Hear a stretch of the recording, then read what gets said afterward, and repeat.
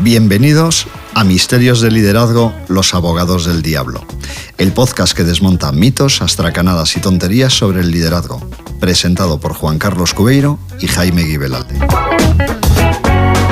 Saludos misteriosos a los amantes del liderazgo. Saludos, Jaime, ¿cómo estás? Pues estupendamente, bienvenido, Juan Carlos. ¿Hay algún tema interesante? Pues hoy vamos a intentarlo. Seguro que sí. Hoy vamos a hablar del liderazgo hace mucho, dice poco y comunica siempre. Wow. ¿Qué te parece? Decir, hacer y comunicar. De hecho, vamos a tratar de hablar de algunas referencias o de role models que nos sirvan pues, para entender esto. Hay una frase que me encanta, que es de José Martí, que dice que hacer es la mejor manera de decir. Decir, claro. O Wendell Holmes, el jurista norteamericano, decía: Ajá. Lo que haces habla tan alto que no me deja escuchar lo que dices. Que no me deja escuchar lo que dices. Sí, señor. Oye, al final, mira, hay cosas, Juan Carlos, que en el mundo del coaching te enseñan a que nosotros pensamos en imágenes y en palabras. Uh-huh. Y al final todo eso... Que también es de Aristóteles. Pues mira, no lo sí, sabía.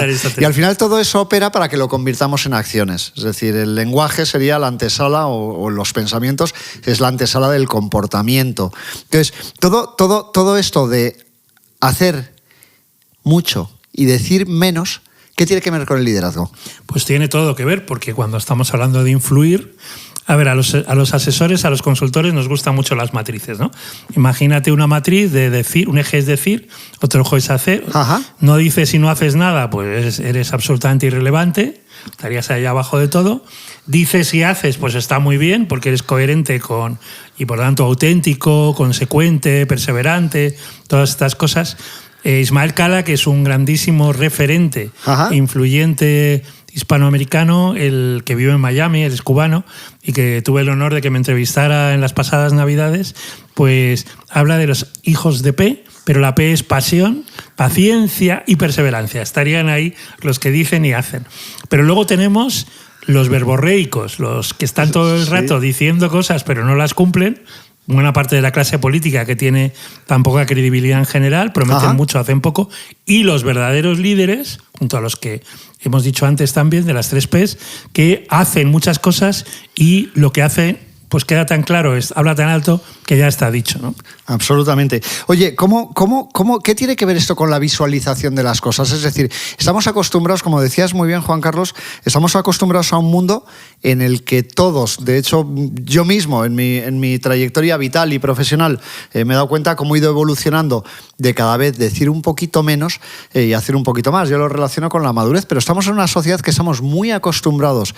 No sé, me viene a la cabeza la desgracia de la Dana en Valencia, que se han prometido reiterativamente ayudas y deben andar alrededor de un 5%. Es decir, no suceden las cosas, no se accionan las cosas, pero estamos muy acostumbrados a decirlas y que no pasen, lo cual resta credibilidad en cualquier entorno.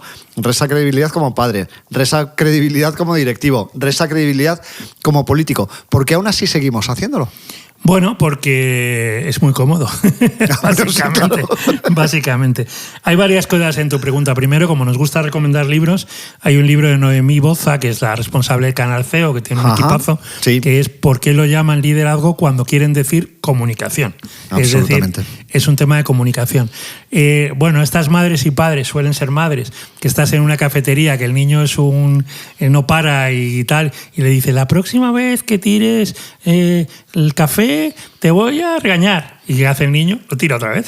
Yo es algo que nunca he entendido, por qué coño yo he tenido que llevarme a mis hijos de montones de restaurantes y hay un montón de gente que no se los lleva. Claro, porque tú has hecho y otros no hacen, simplemente dicen la próxima vez. Y eso ocurre también en esta fuga de talento, ¿no? En las empresas. Los que no son verdaderos líderes, a mí, ya sabes que, y a ti te pasa, no nos gusta poner calificativos a los líderes. El líder integrador. Sí, que los ponemos, pero fuera de antena. Y son otro tipo de calificativos. Y no son a líderes, son a jefecillos. Exacto, jefecillos, no un mal líder. Un mal líder no es líder. Totalmente. Entonces, no, el líder comunicador, solo el comunicador. Es como decía un amigo mío, es como decir cocina británica. Exacto, eso es un oxímoron, eso es contradictorio, Pero claro, decir líder comunicador, no, es que solo si es comunicador es líder, solo si es inspirador, solo si es intuitivo. Entonces, ¿qué pasa? Que la comunicación, normalmente en las 3 partes del cerebro que muchas veces hablamos, lo llevamos a lo racional. No, sobre todo es emocional. Cuando ves una película, lo que quieres es que te conmueva, que te impacte, que te haga pensar, que la quieras contar con tus amigos o con tu familia. Entonces, eso es realmente lo relevante de una buena película. Y en cambio, una película que yo pretendo comunicar esto, pero no llega al receptor, no llega a la audiencia, pues la comunicación es pobre. Sí, esto va de las emociones. Pero volviendo entonces, ¿cómo manejamos la ecuación de cuánto de hacer, cuánto de decir y cuánto de comunicar? Bueno, porque son 3 cosas. Sí.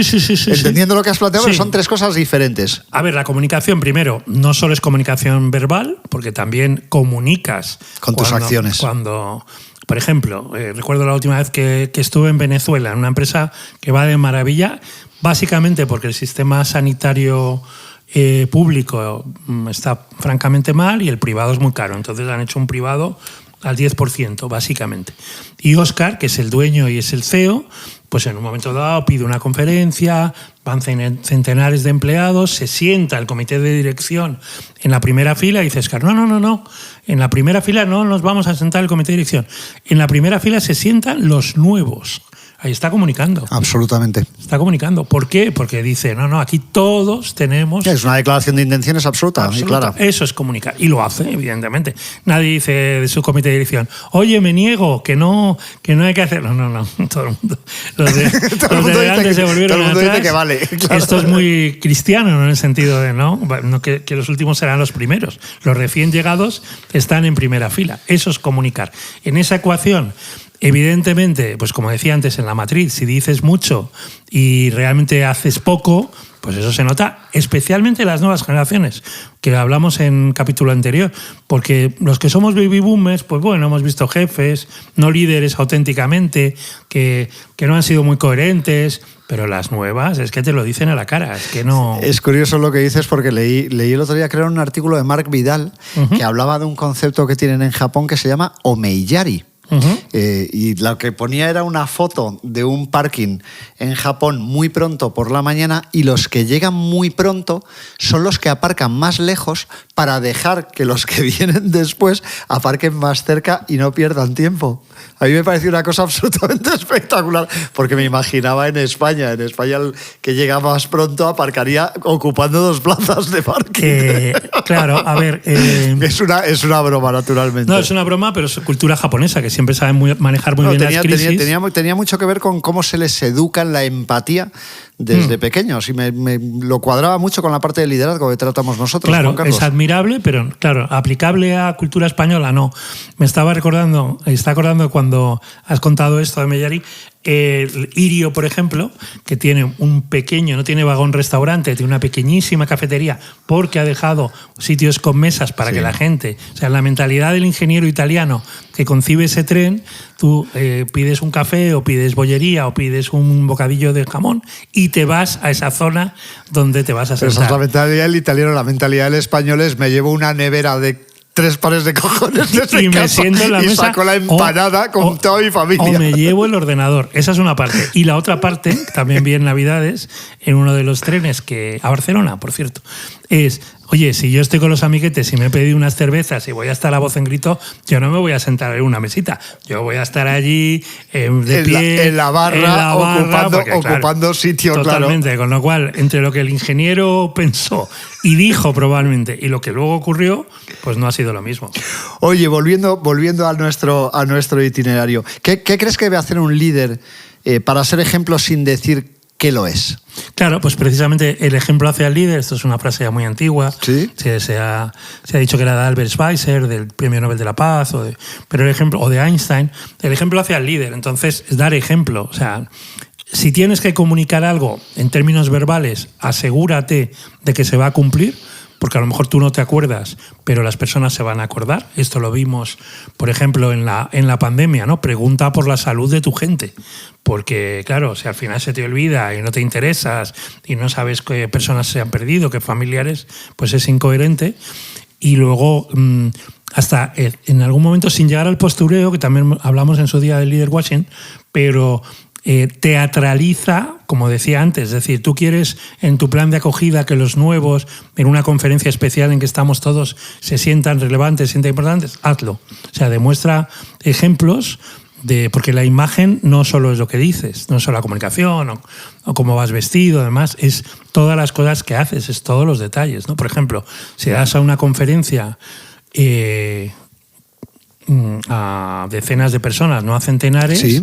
A mí me gusta mucho y a veces se me podrá olvidar, pero trato de hacer como los sacerdotes franceses al final de la misa, que es que salen y saludan uno a uno a los que han estado.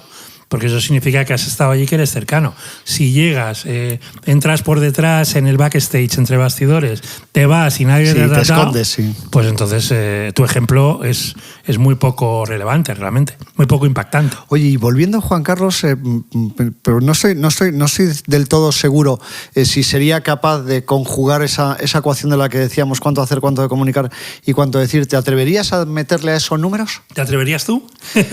Yo sí me atrevería. Venga. Yo me atrevería a decir que casi siempre es un 90% de hacer. Mejor, no, eso no es correcto. Me atrevería a decir que es un 60% de hacer, un 30% de comunicar y un 10% de decir. Lo he improvisado sobre la marcha, pero está bien. Pero por encima de todo tienes que ser referente, tienes que ser ejemplo, tienes que comunicar las cosas que haces, es imprescindible dentro del ámbito del liderazgo. De hecho, hicimos un podcast hace unas cuantas semanas de que un líder siempre tiene que comunicar y es absolutamente sagrado. Y el decir, casi me atrevería a decir que es lo de menos. Si utilizamos la comunicación correctamente, tienes que decir muy poco lo que estás haciendo. Tu respuesta me has dado tiempo a pensar y me he acordado de esto. Con todo, con el rollo que he soltado, muy bien. Te ha dado tiempo a escribir un libro. No, pero ya sabes que los señores de McKinsey pusieron de moda que la formación o el aprendizaje, el desarrollo, tiene que ser un 70% de acción, que sería de hacer, un 20% de que te enseñe el ejemplo cotidiano y demás, sería comunicar más o menos, y solo un 10% de decir, ¿no? Que sería la formación reglada, ese 70-20-10 o 60-30-10, pero apenas un 10%. Los directores de recursos humanos se frotaron las manos diciendo, pues solo tenemos que dedicar un 10% a formación de presupuesto, digamos, estricta, costosa, porque 10 veces eso va a ser la práctica diaria, pero claro, necesitamos líderes con ejemplo y líderes que comuniquen en el día a día y que por tanto demuestra que hacen. No solo ir a cursos donde tienes más aptitud con P y menos actitud y compromiso. Y menos actitud. Oye, Juan Carlos, ¿se te ocurren algunos referentes de la historia? Yo tengo aquí algunos apuntados delante, pero ¿se te ocurren referentes de la historia que digas, esto es una buena referencia más en el modo hacer y menos en el modo decir, bueno, yo creo que comunicando correctamente? Creo que hay un referente que tú eres gran experto, así que te le voy a pasar la pelota, que es Felipe II. Yo creo que tiene mucha leyenda negra, pero debe hacer bastantes cosas, ¿no? La leyenda negra yo creo que tiene muchísimo que ver con quien no lo ha mínimamente leído un poquito, estudiado. A ver, yo no soy experto ni de Felipe II ni de casi nada. ¿Pero no te parece un ejemplo de alguien que Bueno, a mí me parece una persona que se ocupó de formarse extraordinariamente, era un tío extraordinariamente culto, de hecho se rodeaba. Una de las cosas que mejor hacía Felipe II era rodearse de gente muy heterodoxa. Tenía gente extraordinariamente cultivada y culta, no sé, como Benito Arias Montano, tenía un cronista como Fray José de Sigüenza, yo qué sé, se rodeó de una mala pieza, pero que era un tío extraordinariamente instruido, que era Antonio Pérez, que luego le salió en rama. Sus arquitectos, Juan de Herrera, pues un tío al que le montó hasta la Academia de Matemáticas. Estamos hablando de tíos absolutamente renacentistas, pero era una persona, aparte de enormemente prudente, que dejaba enormes espacios. De hecho, el mayor error que tuvo Felipe II, y fue el origen de la leyenda negra, tuvo mucho que ver con no cumplir un consejo que le dio su padre en unas cartas antes de morir, que fue decirle que nunca pusiese toda su confianza en una sola persona, que aunque era más descansado, le podía traer grandes quebraderos de cabeza, y fue lo que hizo con Antonio Pérez, que fue el origen de la leyenda negra. Pero yo creo que era un tío enormemente resiliente, era una persona que convivía mucho con una parte de pesadumbre, convivía muchísimo con la muerte, pues tuvo 4 esposas, tuvo creo que 10 hijos, de los cuales sobrevivieron 4 o 5, nada más. Era un tío muy acostumbrado a que le pasaban muchas cosas, era una persona enormemente prudente, enormemente instruida, con una capacidad extraordinaria, pues en fin, no se trata aquí de dar una disertación, pero sobre todo que supo rodearse de gente en muchos casos intelectualmente más potente que él en todos los sentidos. Y fíjate que a mí, que me gusta mucho el mundo de la logística, el foro de logística, los franceses presumen, sobre todo Napoleón, de haber creado la logística, de haber creado la gestión. Ajá. Y sin embargo la gestión ya estaba en Felipe II. Sí, absolutamente, claro. Todas las estructuras de y entre lo que dominó Napoleón, lo que dominó Felipe II, de tecnocracia no hay. Es curioso cómo Napoleón se ha convertido en un ser absolutamente mítico. Un paradigma. Y Felipe II, en fin, el imperio que teníamos en España era una cosa absolutamente descomunal. De hecho, lo descomunal que era fue lo que acabó provocando la quiebra. Nunca tuvo problemas de dinero. El problema que teníamos en el imperio en España en el siglo XVI es que no teníamos capacidad de pago en los diferentes sitios. O sea, un tema de movimiento de dinero, no de ausencia claro. Porque no estaban creados los instrumentos de pago como las letras de cambio que vendrían tiempo después. Sobre referentes en la historia, sabes, Jaime, que a mí me divierte mucho líderes que luchan contra otros líderes, ¿no? Por ejemplo, Winston Churchill y Gandhi, ¿no? Winston Churchill, que tiene mucho mérito. Me estoy riendo porque eran dos, el de Felipe II, que sepan los oyentes que me has cazado de mala manera. Es verdad que me he leído algunas cosas. Hombre, sabes mucho, el Escorial. Pues sí, bueno, pero de Churchill y Gandhi los tenía aquí apuntados para tirártelos a ver qué decías. Sí, pues mira, recibido. A ver, Winston Churchill, que tuvo mucho mérito, primero porque caló a Hitler y a los hitlerianos en el primer momento, que estaban intentando al merme, como diría José. Le tomaron un poco el pelo a Chamberlain. Claro, eso fue otra película. Que tenía un pacto con Stalin y menos mal, no seremos nosotros quienes defendamos a Stalin, que Stalin se cambió de bando, porque un bando, Hitler y Stalin, habría acabado la guerra de una manera muy diferente. Pero Winston Churchill, que como ya hemos contado en alguna ocasión, perdió la paz, perdió en el año 45 ante los laboristas, se dedicó a escribir lo que había vivido en la Segunda Guerra Mundial.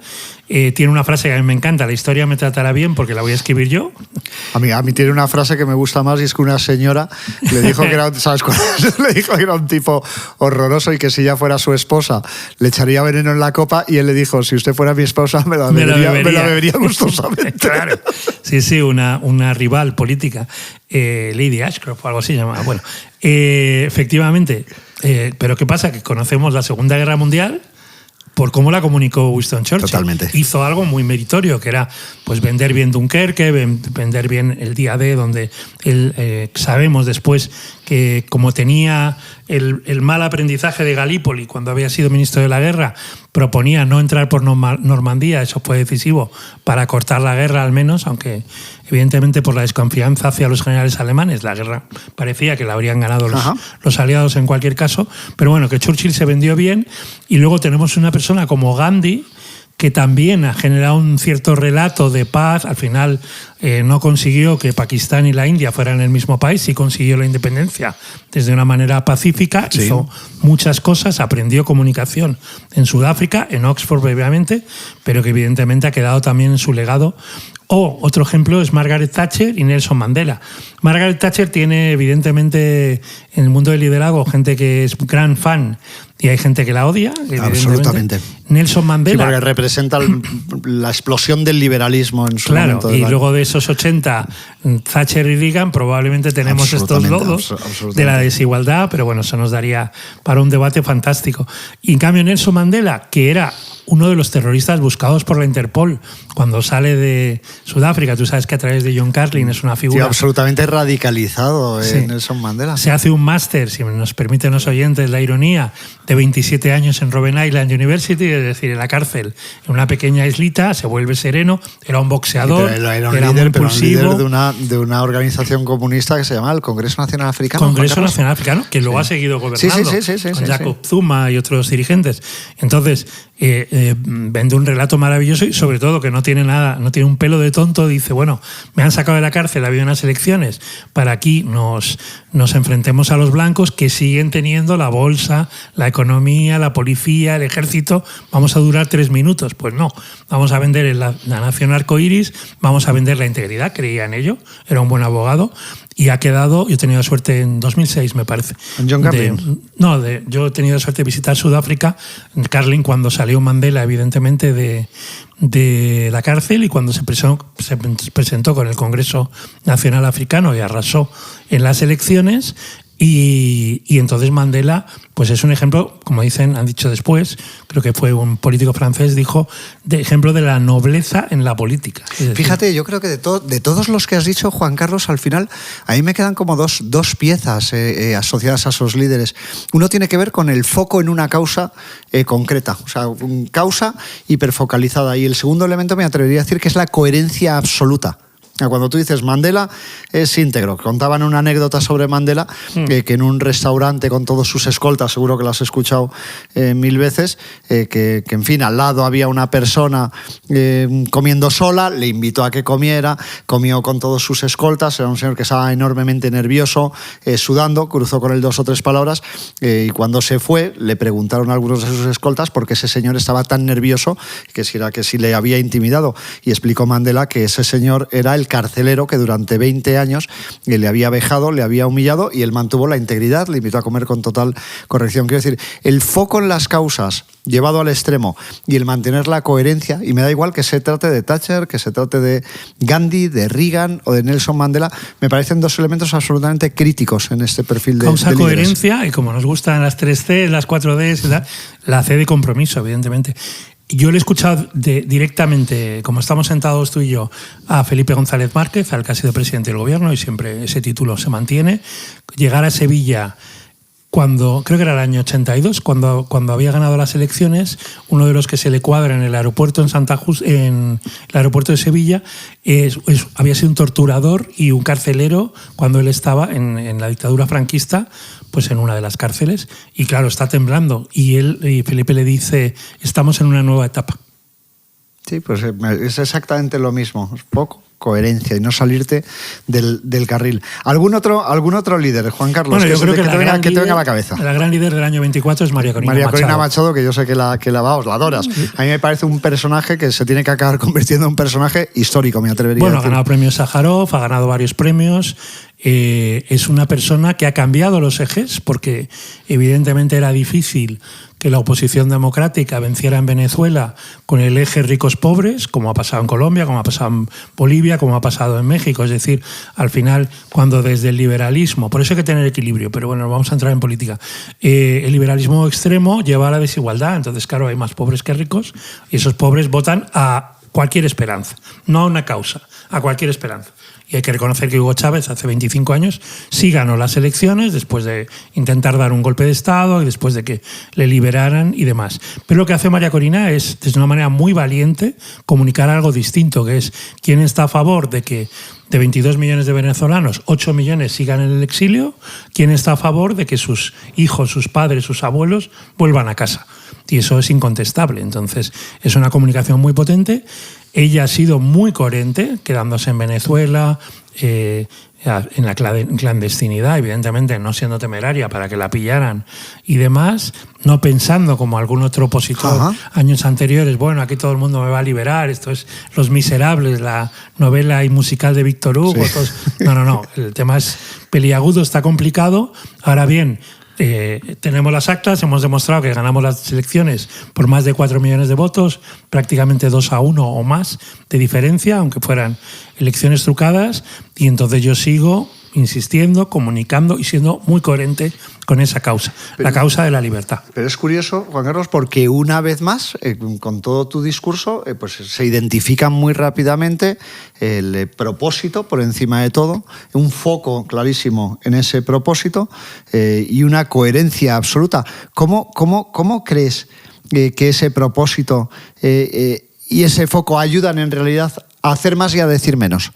Bueno, porque de alguna forma hablan por sí solos. Claro, el propósito de la causa, lo que pasa es que hay que cumplirlo. Martin Luther King decía que si no sabes por qué morir, pues no tienes derecho a vivir, de alguna manera, ¿no? Es decir, una causa... No, pues no la conocía la frase, me parece bastante buena. Claro, y él leyó, porque al final fue asesinado, ¿no? Sí. Es decir, consiguió, en términos de derechos civiles, muchas cosas. Eran 3 personas, es decir, era la marca pero había también el bueno y el malo en la historia. El Faltaba el feo, con perdón. Como las películas del oeste. Claro. Él era el feo, no el feo. Y aquí tenemos al feo. Pero hay que saber por qué morir. Esto tiene que ver con el honor, con la valentía que hemos contado en otras... Volvemos, tiene que ver con valores o que muchas veces o te los han puesto en casa o no. Y ese propósito, o si esa empresa, en el mundo empresarial, porque no solo es liderazgo social o político, pues es una empresa en la que merece la pena que te comprometas, que te dejes la piel, porque está cambiando el mundo a mejor. Y eso no es fácil. Oye, Juan Carlos, pues ya que hemos llegado a este punto, venga, 3 o 4 cosas. ¿Ya estamos en los takeaways? Estamos en los takeaways, sí. Llevamos ya un rato y no se trata de aburrir aquí a las ovejas. Esperemos que no. A las ovejas, bueno, aburrir en este caso a nuestros oyentes, que no son ovejas. Son más caprichosos de cabras que de ovejas. Oye, 3 cosas que se puedan aplicar de todo esto que hemos dicho. Venga, coger cosas de esas concretas de estos líderes de los que hemos hablado y que se puedan aplicar en un entorno de liderazgo a cualquier empresa, mediana, grande, pequeña, pero que se pueda aplicar.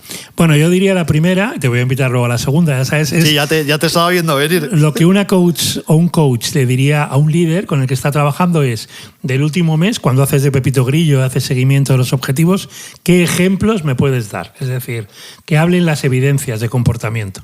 Y entonces eso obliga a quien lidera a decir, pues en el próximo mes, marzo, abril, mayo, junio, ¿qué voy a hacer? No qué voy a decir, no que solo voy a comunicar, ¿qué voy a hacer? Porque si eso es el 60% de todo lo que es mi liderazgo, lo tengo que demostrar. Evidencias de comportamiento. Perfecto, la primera serían las evidencias y yo me atrevería a decir, claro, me voy al otro 30%, que sería no dejes de comunicar nunca, hay que contar lo que se hace. Sí, o sea, es el silencio. Hay que contar, hay que explicarlo, pero hay que contarlo formalmente, no hay que decirlo, hay que contarlo, hay que explicar y compartir qué es lo que se está haciendo y que todo el mundo sea partícipe y consciente de que quien está dirigiendo sabe a dónde va, entre otras cosas, porque lo está compartiendo. Efectivamente. No sé si hemos contado alguna vez la anécdota que se cuenta como cierta del padre de Miguel Bosé, el torero Luis Miguel Dominguín, sí. Que cuando Ava Gardner... Cuéntalo, por favor. Bueno, me lo han contado incluso en el hotel que se dice que estuvo, que es el Hotel Wellington, en la calle Velázquez de Madrid. No estáis viendo la cara de nuestra productora, de guapísimo, pero sacó los ojos muy abiertos a ver qué va a decir Juan Carlos. No, es una anécdota real. Ava Gardner se está separando de Frank Sinatra, es la España en blanco y negro, años 50, creo. Entonces Ava Gardner conoce chicote, se va a beber, se va a los toros. Bueno, era impresionante la juerga constante. Ava Gardner debía beber como si no hubiera un mañana. Como un cosaco el día antes de la batalla. Exactamente. Y entonces conoce a Luis Miguel Dominguín, torero guapo. En ese momento todavía no estaba con Lucía Bosé. Y claro, dice, este torero es para mí. Y termina en el Wellington, por eso el Hotel Wellington. Y a la mañana siguiente ella tiene una resaca descomunal y él se está vistiendo como un torero de los pies a la cabeza. Y ella dice, "Where are you going? Where are you going?" Claro. Ava Gardner, estrella de Hollywood, en una España en blanco y negro. Y él dice, a contarlo. O sea, que hay que contar las cosas que uno ha hecho. Hay que contar las faenas. La verdad es que esto políticamente no sé si muy lo dejaremos incorrecto. o lo quitaremos, pero no pero lo sabemos, bueno. pero ahí queda. Bueno, no lo he hecho yo, lo hizo Luis Miguel Dominguín. Está muy bien, pero tú lo has contado y lo has comunicado muy bien. Gracias. Oye, Juan Carlos, ¿Y la tercera? ¿Y la tercera cuál? No me jodas, es que no se me has hablado del ninguna. 60, hemos hablado del 30 y bueno, ahí quedaría el 10%. Y ese 10%, pues sí, efectivamente, yo creo que ese 10% tiene que ver con la instrucción formal. Es decir, a la gente hay que marcarle hacia dónde tiene que ir. O sea, una cosa es lo que haces, otra cosa es lo que comunicas y tiene que haber una parte instruccional que la gente sepa por dónde tiene que ir. Si me permites, que en lo de decir no seamos cansinos. Porque en la pandemia una de las cosas que teníamos que haber aprendido es que los gobernantes que peor lo hicieron, los machos alfa, daban una turra de horas contando cosas, o los portavoces que no nos interesaban a nadie, y las gobernantes que lo hicieron muy bien hacían TikTok o hacían YouTube o hacían 5, 10, 15 minutos pro, suficiente, y no contar horas y horas en plan Fidel Castro o en plan Hugo Chávez. De hecho, Juan Carlos, te lo agradezco y me atrevería a resumir lo que has dicho en el arte de la concreción. Exacto. De hecho, los que ya tenemos muchos años de consultoría, o sea, en fin, a mí me conocen como el tonto de una slide. Yo todo lo que no se puede meter en una slide para contar, ya es complicado, ya es farragoso, pues aplicarlo. Winston Churchill decía eso, pues ¿no? Pues aplicarlo. Dame 5 minutos para hablar 3 horas, pero dame 3 horas para un discurso de 5 minutos. Y mira, hemos hablado de causa, hemos hablado de coherencia, hemos hablado de compromiso y hemos hablado de concreción o concisión que tiene que estar ahí, ¿no? Pues muy bien, Juan Carlos, como siempre, muchísimas gracias. Gracias a ti, a mí, a nuestros oyentes, a todos. A la productora. A la productora de Guapísimo, a Cristina, por supuesto. A nosotros también guapísimos. Somos guapísimos de otra forma. O sea, con G, que guapísimos con W y con 2 S. Nosotros somos guapísimos con G. Oye, 1.000.000 de gracias a todos y hasta la semana que viene.